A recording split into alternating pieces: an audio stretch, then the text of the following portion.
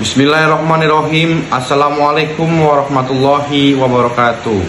Tabi pun di sini kami akan memaparkan materi tentang analisis industri sektor basic materials menggunakan metode Porter's 5 Force. Materi ini disusun oleh Saudara Raffi Haritsandi, Saudara Kosmanto, Saudara Ahmad Ansori, dan saya sendiri Iqbal Ade Basri. Program Magister Manajemen Universitas Muhammadiyah Metro tahun 2025. Latar belakang peran vital sektor basic materials. Sektor bahan dasar adalah fondasi ekonomi nasional, menyediakan bahan mentah untuk konstruksi, manufaktur, energi, dan infrastruktur. Produk seperti semen, baja, dan bahan kimia dasar mendukung pembangunan fisik dan industrialisasi. Di Indonesia, sektor ini berkontribusi lebih dari 10% PDB industri pengolahan, dengan pertumbuhan rata-rata 4% per tahun. Ini juga pilar hilirisasi mineral seperti nikel dan tembaga, meningkatkan nilai tambah ekspor.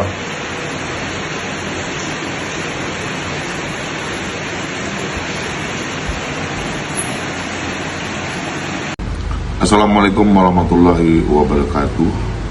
Nama saya Ahmad Ansori. NPM saya 24710047. Pada saat ini kita menggunakan kerangka Porter 5 Force untuk memahami tingkat daya saing industri. Persaingan industri berada di pusat analisis, dipengaruhi oleh 5 kekuatan utama.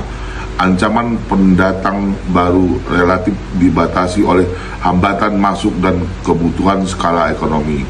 Namun kekuatan pemasok dan pembeli cukup signifikan karena kemampuan mereka dalam menekan harga dan kualitas. Selain itu, ancaman produk substitusi dan tingginya intensitas persaingan membuat profitabilitas industri semakin tertekan. Kerangka ini membantu kita melihat bahwa tekanan kompetitif datang dari berbagai arah, bukan hanya dari pesaing langsung. Selanjutnya, sektor basic material menghadapi tantangan struktural yang cukup berat. Industri semen dan baja mengalami kelebihan kapasitas produksi yang signifikan dibandingkan permintaan domestik. Di sisi lain, tekanan impor dari negara seperti Tiongkok dan Vietnam meningkatkan persaingan harga. Kondisi ini diperparah oleh fluktuasi harga energi global yang mendorong naiknya biaya operasional. Dampaknya terlihat pada penurunan profitabilitas dari tahun 2020 hingga 2023, yang menegaskan pentingnya strategi dan analisis kompetitif yang lebih mendalam ke depan. Terima kasih. Ancaman pendatang baru di sektor basic material tergolong sangat rendah. Industri ini membutuhkan modal yang besar, akses bahan baku strategis yang terbatas, serta harus memenuhi regulasi lingkungan yang ketat. Di sisi lain, pemain lama telah memiliki skala ekonomi dan efisiensi biaya yang sulit disaingi. Lalu slide selanjutnya, kekuatan pemasok berada pada tingkat sedang hingga tinggi. Hal ini dipengaruhi oleh ketergantungan pada bahan baku dan energi. Tingginya impor seperti nafta, serta keterbatasan pasokan domestik. Namun perusahaan dengan integritas vertikal memiliki posisi yang lebih kuat karena mampu mengendalikan rantai pasoknya. Lalu sementara itu, kekuatan pembeli juga berada pada kategori sedang hingga tinggi. Produk yang relatif homogen, kelebihan kapasitas produksi, dan mekanisme tender membuat pembeli memiliki daya tawar yang besar. Akibatnya, persaingan harga menjadi ketat dan produsen berada di bawah tekanan pasar yang kompetitif. Ancaman produk substitusi relatif rendah namun meningkat. Ancaman produk substitusi masih relatif rendah, tapi menunjukkan peningkatan seiring perkembangan teknologi ramah lingkungan dan tren keberlanjutan. Alternatif semen, ada geopolimer semen dan fly ash base semen mulai muncul dengan emisi karbon yang lebih rendah. Yang kedua adalah alternatif baja, itu ada aluminium, plastik komposit, dan serat karbon yang digunakan di otomotif dan konstruksi ringan. Yang ketiga adalah hambatan adopsi. Biaya produksi tinggi dan keterbatasan skala industri menghambat pergantian penuh. Intensitas persaingan sangat tinggi sekali.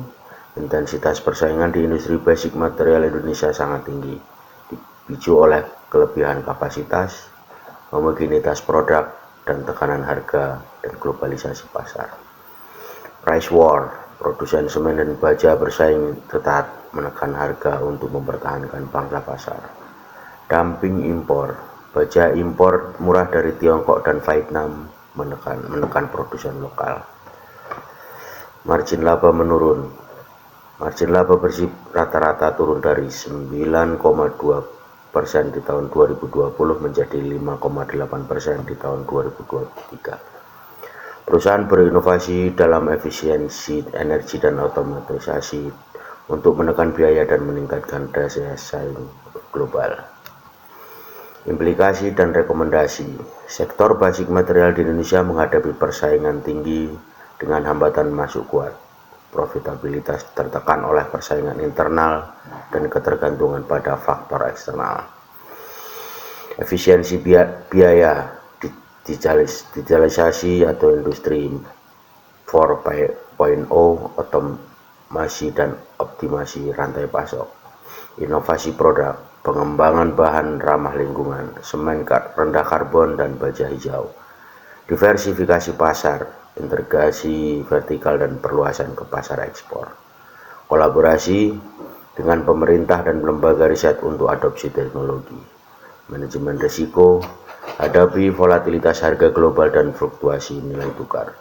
Dengan strategi ini, Indonesia dapat memperkuat posisinya sebagai produsen bahan dasar utama di Asia Tenggara.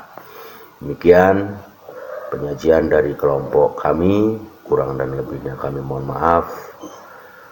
Kami akhiri billahi taufiq wal hidayah. Wassalamualaikum warahmatullahi wabarakatuh. Tabi pun.